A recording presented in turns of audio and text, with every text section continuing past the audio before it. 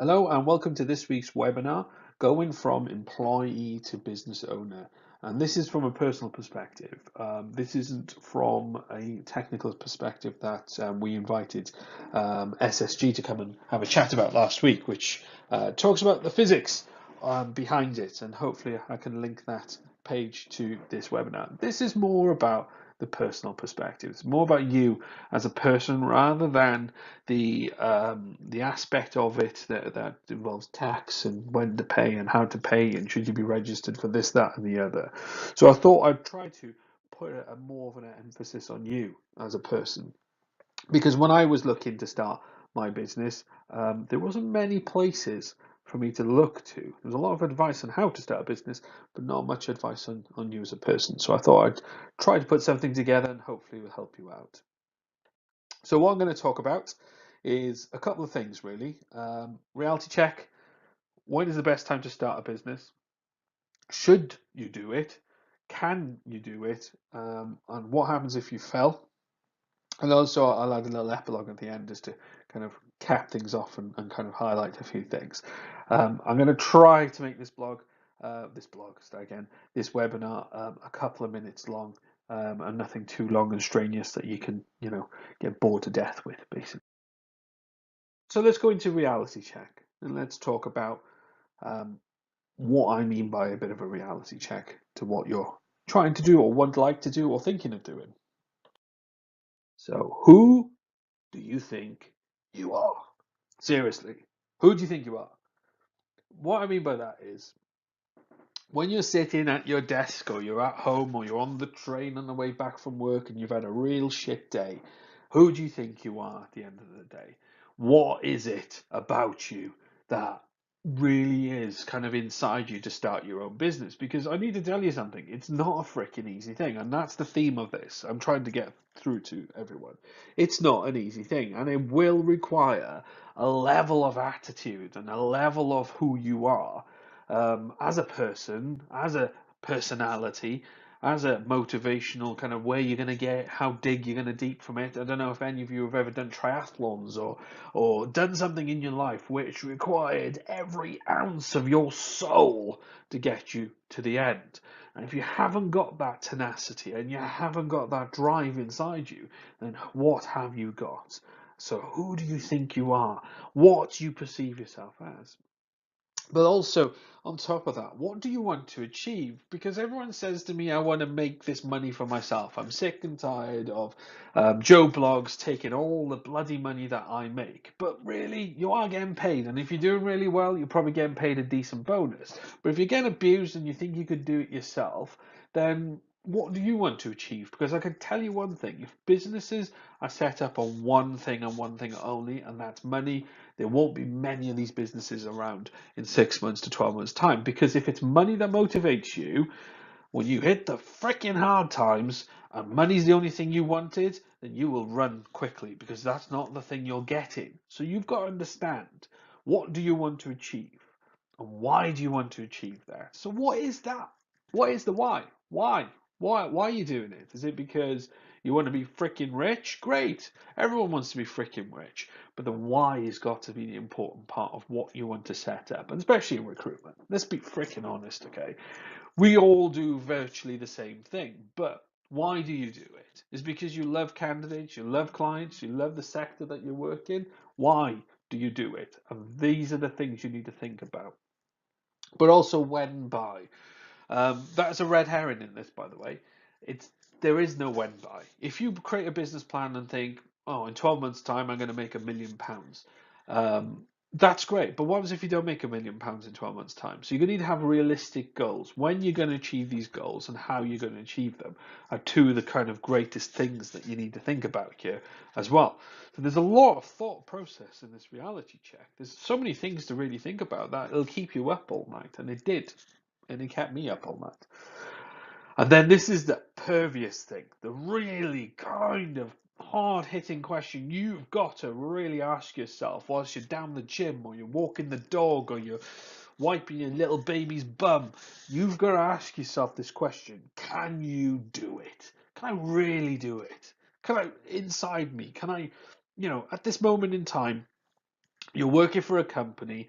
That company's marketing machine is helping you find jobs. So do you know how hard it is to find work out there for yourself? Do you know how hard it is to market your company? Do you know how to market your company? Do you know how to do business development? Because there's one thing I've learned as a manager in recruitment.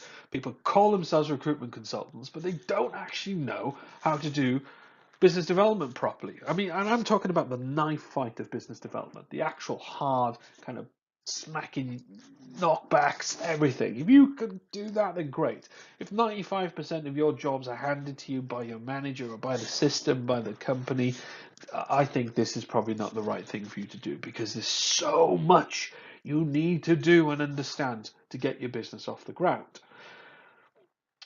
But so, other than the ticking off, yeah, I could do it.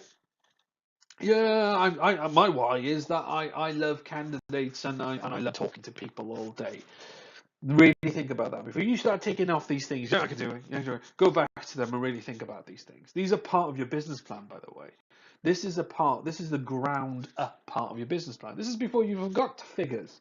This is all about you and your psychology and how you can do it. So you've got to think about that, because if your attitude is money, show me the money, then your motivation, like I said, is going to wane when there's no money coming in the hard times. So you've got to have a message, a thing, an understanding, or as Simon Sinek calls it, a why.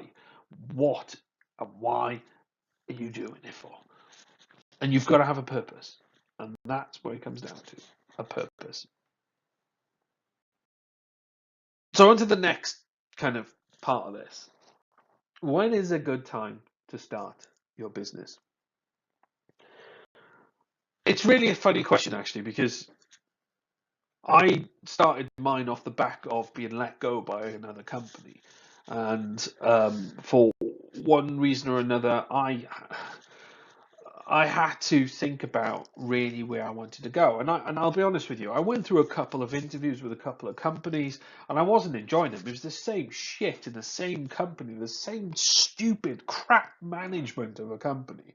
And then I was going through business plans, and I was writing these business plans, looking at them, going, you've always wanted to do this. You've spent most of your career planning to start your own business and get into it yourself. So why are you still looking for a job with companies and having the same opinion and the same attitude towards these companies?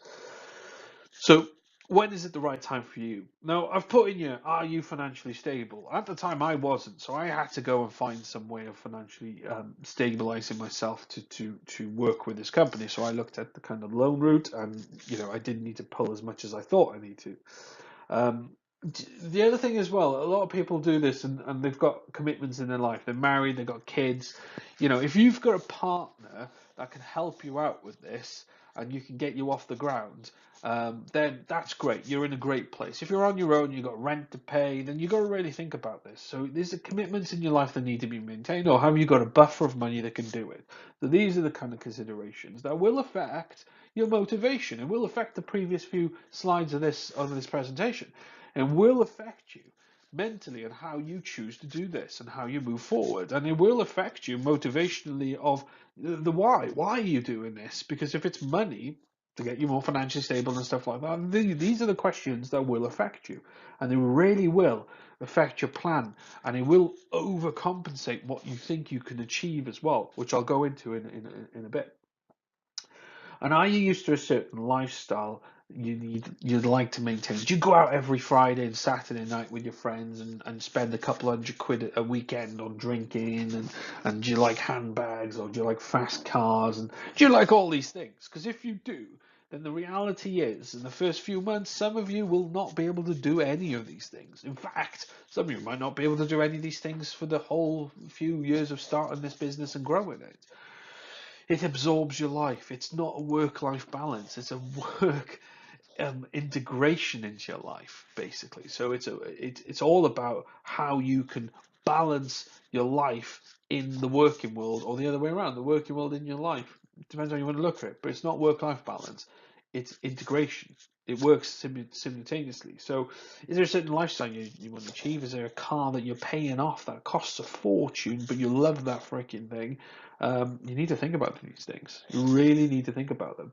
But you don't have to think about them for long, because if you tick all the boxes and know where you're going with it and you can achieve these things, then these things become marginal later on when you do it. But at the beginning, you got to remember that you got potentially between 1 to 6 months of really working this shit out. Um, the other thing I've just put you, have you just been fired? I get a lot of people coming to me, they're out of work, asking me my opinion about should I start a business up, and a very large portion of them come to me and said, I've just been let go, I'm just sick and tired of working for someone else. But it turns out they've really been fired because they haven't achieved target. Um, And I'm going to be honest with you, that doesn't really matter if you've just been fired and you haven't achieved target, because target in some companies is a subjective thing. So if a target in the company was 150,000 and you didn't achieve it, but you achieved 60,000 and you want to go and start up on your own, you might be able to get away with that. You might be able to get away with that because at the end of the day, you're working for yourself, so you don't have to worry about the people that are sponsoring you or paying a salary. You're the one that's going to be doing that. So if achieving 60,000 a year is your thing, great, then so be it. But if you've been fired and you've basically built fucking nothing and you think you can do this yourself, go back to the start of this webinar and start reality checking yourself, because there might be something not right with the way you do recruitment, or you might think, actually, the reason why I've been sacked all this time is because I wasn't able to do X, Y, and Z, and I'm going to do that. And that could form the basis of your why, whatever that looks like. But I think this next bit is really crucial here, because if you've been fired, and this is a whim, off the chance, most of them don't work, in my opinion. If you have been thinking about it, and this is me, I've been thinking about this for years, and I actually put myself in positions within companies, learning to credit control, learning to run teams, learning to run a little business within a business, and then learning to do that as well as bill at the same time. So I've been actually placing myself in these awkward situations, knowing that one day my end goal will be starting my own thing, because I had many motivations and many whys. And one of them being is that I feel that recruitment agencies need a good kick up the fucking ass, and we need to move into the future and get away from this old way thought process of working. So if you've been planning about it, you've been thinking about it, and you've been playing it in your mind and been understanding it, then this is going to be really easy for you to kind of follow up and go into. So from your perspective, is if it's there, it's been in your soul and been in your heart, this is really easy. This will be very easy for you to do. If it hasn't been there, then you need to think about it, what it looks like, what it feels like, what it tastes like, what you wanted to achieve later on, picturing what it looks in the future, and how you feel when you get there. And these are the things that really, really will kind of help you out. And also, when you're at the beginning of this, if you're trying to make a quick buck and you want to, or someone came to me quite lately actually and said to me that the reason they want to do this is because the previous employer fucked them off so badly after their maternity that they want to go and now ruin them by taking all their business and making money from it, and then they look like they've ruined them in that sense. That's not a motivational reason to do this, by the way. This is a the best way I can put it is, if you're doing it for yourself, do not do it to get revenge or seek some sort of reputation to a previous employer that's fucked you off. Seriously, focus on you and how you can achieve this and why you want to achieve it. Ignore everything else around that, because if it's about something else, the chances are this will not work, and that something else does dissipate in time. So you've got to make it a something that doesn't disappear. Your why does change over time, but it's got to be a good reason why to continue to get you through those harsh months or get you through the good times, and really focus you on who you are and what you do. But please, please, please do not go into this without a plan. You need a plan. You've got to have a basis to work from. You don't have to follow it to the T, but it's good to know where you should be, where you could be, and where you want to get to. Because I tell you one thing, if you don't have those thought processes and you're just winging it, then there's going to be some problems ahead for you. You're not going to get to where you want to be. So you've got to have a plan. So have a plan. Do it. Follow it the best you can, but follow a plan nonetheless. Next to think about is, should you do it? Now, as you can see on the screen, I've written a couple of don'ts. And the reason why, because when we ask ourselves that question, should I do this? The first thing we do is go to people, friends, family.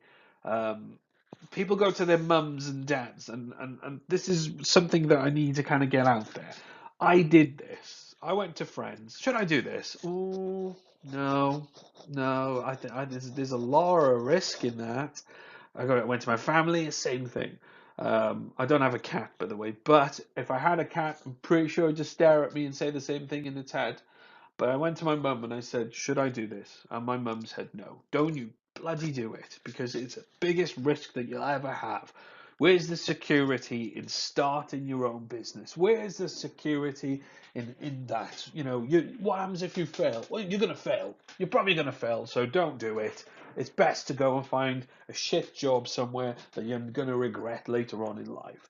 Should you do it? Don't ask anyone that question. The first thing you should do is ask yourself, can I do it? And then forget about the should you do it.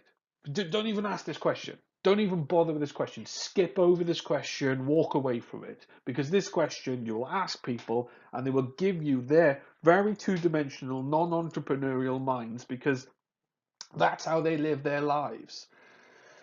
If you do ask that question, should you do it? Ask business owners that question. If you have to ask that question, come and ask me, should you do it? And I'll say probably this, admittedly. But if you need to get kind of a balanced level opinion, should you do this? Go and ask people that have done it, got the t-shirt, and actually failed or done well, and then ask those people, because if you're asking the wrong people, should you go off and financially risk a lot of things on something that may fail? Okay, there's a lot of things that could go wrong in this process, and if you're unsure and you're asking this question, then maybe you shouldn't. So think about that. Think about that part of it. So I thought I'd just jump right into this section. And talk about, can you do it? Now, I referred to it in the reality check, but I want to kind of bring it up as a more of a focused kind of thought process that you need to have. Can you do it? Can you really, really do it? But I need you to think about why I'm saying this. So at the moment, where is your current revenue coming from? Now, I've had a few conversations with people that have come to me saying they want to start up on their own, and I ask them that question.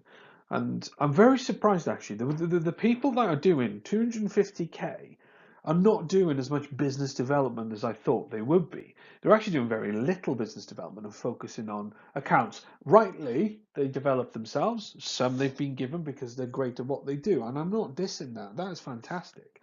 But I need you to understand that you're going to be starting again in some respects. Because if, like SSG said the other week, if you are coming out of a company and you've got a restrictive covenant of 6 months, you can't take that business with you. You can have a go and get sued later on down the line. And trust me on this one, if you're going off and doing it on your own, you're more open to people suing you for what you do. If you're going to go to Joe Bloggs' company down the road with that business, then there needs to be a reality check for that company. But it's on you. The ownership is on you. The emphasis is on you. Everything financially risking is on you with this one. So how are you getting your current revenue? And where's it coming from? And what are you going to do on day one when you go and start your own business? Because that can't come with you. 6 months' time, like I say, 12 months' time, however your restricted covenant is, it might come with you. So that kind of puts it back onto BD. Can you really do BD? Are you good at it? Were you good at it? Some of us are not. Some of us are going to have a reality check. I'm shit at BD. I had to relearn BD on my own again, and it took me a couple of months to realize how crap I was. So I had to go off and look for things to help me out with it. And I created a system on how to do it. And it was admittedly a system that I'd been practicing for years, and an idea had formed from various things. And I don't believe there's one methodology in recruitment to do BD. So you need to find the methodology that works for you and how that works, and how you're going to make it work, and how you're going to keep pushing it through the pain barrier of when nothing happens. And then at the other end of it, things start happening. But you got to really understand it, okay? Do you understand business development? Having a fundamental understanding of business development is great, but have you been practicing it day to day? I remember when I was working for one company, I was hammering the phones 50 to 100 calls a day, got absolutely freaking nowhere. And then the reality check for me was that it was probably me that was crap at BD. So I had to get better at it. And when I started realizing where I was going wrong, that's when I started getting better at BD. And I realized there was actually a better formation and a better way of doing things. So what you've been taught to date, or what you understand to date, may not work when you start your own business. So think about that. But also on the flip side of that one as well, the current company that you're working for probably has a marketing strategy, a sphere of influence, a social media policy, the way to get out there to clients and candidates. And that's making your job freaking easy, and especially if you work for the big companies like Hayes and Reed and Randstad. Freaking hell, their social media is millions of pounds worth poured into it. So that's making your job easy when you go and speak to Mr. Client and Mr. Candidate. Hey, it's John from Hayes, and they know instantly who you are, and they instantly know who Hayes is. But if your company is brand spanking new and you're trying to influence a marketplace, you've got to think about how you're going to do that marketing strategy. How much is that going to cost? Where you're going to go? And so you've got to put another hat on in this business. You're now the marketeer of this business, because you can't just set a website up and then go off and start doing BD thinking that will work. There's so much you need to encompass in this world. Look out for a thing called Zero Moment of Truth. Read into it, because that will really help you. And that's what's happening at the moment, making you successful, especially you guys that are making a lot of money. You're successful because you've created a zero moment of truth. People are already aware of you before you've even spoke to them. And you've got to remember that. And those are the uphill battles when you start off on your own. You've got to remember, and you've got to overcome. But also then, and the last part of that kind of, can you do it? Can you really run an agency? Are you a manager at the moment, managing a team? Because you feel, well, there's skill sets there that you can utilize here running your own agency. If you're a senior consultant and you've never managed people before, then there's skill sets you may need to start thinking about and understanding and start learning a little later on in time. But also the other skill sets as well you need to understand. And these are the learning curves that we all go through when we start our own businesses. VAT on time, tax, how much you've got to put to one side for that, your own personal tax, but then also paying people, PAYE, limited company, how you do it, how you run that agency, but, paying your invoices on time, bank accounts, how to make them work for you, and all these little things that you've got to have a knowledge about. So go off and investigate. It's easy for me because I use other people for that, and I pay a piece of my business to go and do that for me. But that's because I chose to do that to make my life easier. If you're going to do it yourself, then you need to understand that it's going to take a lot of your time and a lot of your energy and a lot of learning to get that off the ground. So the last kind of thought for you to think about is, what if you fail? And the the people, when I asked the question, should I do it, and they said, what if you fail? My reaction was exactly what Joey Tribbiani's reaction is right now. No, really don't care. Really don't care. Because if you fail, you fail. I've had a fair few recruitment jobs, and I embarrassedly say that some of them was because I failed, and some of them because I wanted to move on and I wanted more. And you kind of get used to failure in recruitment very quickly. We do, don't we? We all do get used to failure when the candidate falls out and they don't get the job, and you pinned your hopes on that 10 grand that month and it all fucking falls through. You get used to that. Your body gets used to that. And it's the same principle. If you fail, you fail. But there's something you need to know about failure when you run your own business. You answer to no one other than the people that you pay your bills to. That's the only person that you answer to. And to be honest with you, one month I didn't make any money. The next month I didn't make any money. And I had 2 months worth of bills to pay. But I budgeted and I made kind of some commitment towards them. And then the third month, all the money came in because of the way that the invoices come at you. It's you're not failing. You're just not doing what you thought you were doing that particular month. So it's all about how you perceive failure. On LinkedIn, a couple of months back, or it might have been a year ago actually, someone said they have to close their recruitment business because, and I quote, that their clients didn't pay them. So they have failed in their minds to build that business. But how did you do that? What happened there? The business doesn't have to close. You just have to find a better place to find money. So, you can just go off and get a part-time job. I know that sounds ridiculous saying that, but if you believe in what you do and you believe in this business and you truly want it to be succeed, you will do anything to keep it moving. So this shouldn't be the word failure. If you do fail, it's because of you and no one else. You have failed the business and you've got to understand that. So don't accept it. But if I fail, that's it. I'm moving on. I'm going to get over it and do something else. But I will try my utmost best not to use that word fail. I will make sure that it's something that was out of my hands, that the reason my business didn't work moving forward. And I think that's probably what I would think about the most. So to end this webinar, thanks for your time of hearing me rant about kind of the psychological side of starting your own recruitment business, because this is the area of it that I went through the whole of last year. But I need you to understand as well that I'm going through it still to this day. You're doing well, you're making money, you're paying yourself, the proof of concept, as my wife keeps telling me, you've proved concept now. Keep moving forward, grow it to where you want it to be. And I've got plans, and if people watch some of my videos, they've seen some scribblings on my office wall about kind of my thoughts on the future, and make it and mold it the way you want to do it. But also understand that you are the entity of this business. Yes, it has a business name, and yes, you got to pay business tax, but you are the entity and the soul of this business, and you need to have an end game.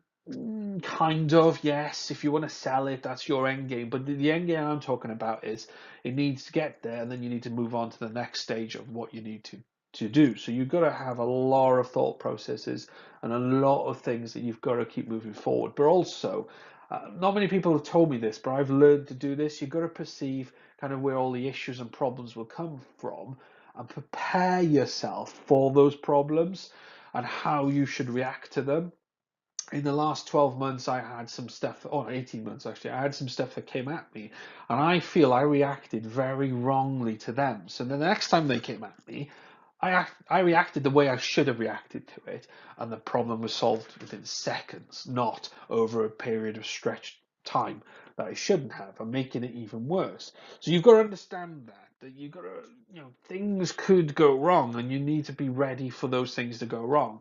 What if this happens? And play those scenarios in your head, because you're not a recruitment consultant anymore. You're a business owner, and you've got to think like a leader, and you've got to think like an owner, and then you've got to think like a recruiter. So there's so many things you've got to think like, that you've got to understand what's going on. But that doesn't happen overnight. These things happen over time. So don't stress yourself out too much about that. But when shit happens, learn, move on. Shit happens, learn, move on. Shit happens, learn, move on. And that's how you get on in this business. And when you start your business, that's what happens. But then fundamentally, like I said at the start of this, and I'm going to keep repeating this throughout this whole webinar, is, can you really do it? Don't compare what you're doing with what you've done in the past, or what you want to do, sorry, I should say, with what you've done in the past. Yeah, I've done that. No, it's all about now. It's all about, can you do it now? Because we've all moved on in our careers and in our lives. There was someone from a very big global agency that came to me quite well, back when I started this business, when he heard I was doing this. And he said to me that he's going to do it. He's going to set it up. Now he's seen me giving it a good go. But he's been like a really senior manager in his business for a very long time. I said to him, when's the last time you picked up the phone and did BD? And he said, oh, 1998, I think it was. I actually did proper cold calling BD. I said, do you think it's changed since then? No, it hasn't changed one bit. He's going to have a reality check, isn't he? And 6 months after that, he folded his business. And he said, I think he didn't say it to me, but he said to a friend of a friend, and I heard through the friend of a friend, he didn't realize how much things had changed in this world. And I think that's what you need to understand in this world. You got to be ready for those changes, and you've got to be ready to move your business forward. But I'm going to tell you one last thing on this. When you do it and you're in it, God, you don't look back and you think, why didn't I do this sooner? And why didn't I have a go with this earlier on in my career? This is exactly where I want to be. And when you have that emotional kind of feeling, and you know it's right, and you know what you're doing, you enjoy doing it every day. And every day I wake up and I look at this, and I'm so excited to start the next day. Even when there's problems, when candidates are dropping out and I haven't filled that role and the manager's shouting at me, the next day I'm there. I love it because it's mine. It's no one else's, it's mine. I don't care if I only made $3,000 this month, but I tell you what, it's my $3,000 I made, and I'm going to do better next month, but this is how I'm going to do better. And you work with yourself. That sounds crazy. You manage yourself because it's yours and yours alone. And that's the beauty of this. It's no one else's, it's yours. So don't let the negative people tell you that you're going to fail. Don't let the negative people tell you you shouldn't do this. Because what they're worried about the most is that you do it and you achieve something greater than they've ever achieved in their lives. And that is probably a good motivator for you. But do it for yourself. Pick your why. Do it for you. Don't do it for anyone else. Hope you enjoyed this webinar. My name is Mark, and I've talked too much. Come over to the Recruiter's Arms afterwards. I'll try to be around for any questions that you want to ask me. But yeah, give us a shout. Come and find me on the Recruiter's Arms. Come and find me on LinkedIn. Hopefully, I can answer any questions that you guys have. Take care. Good luck.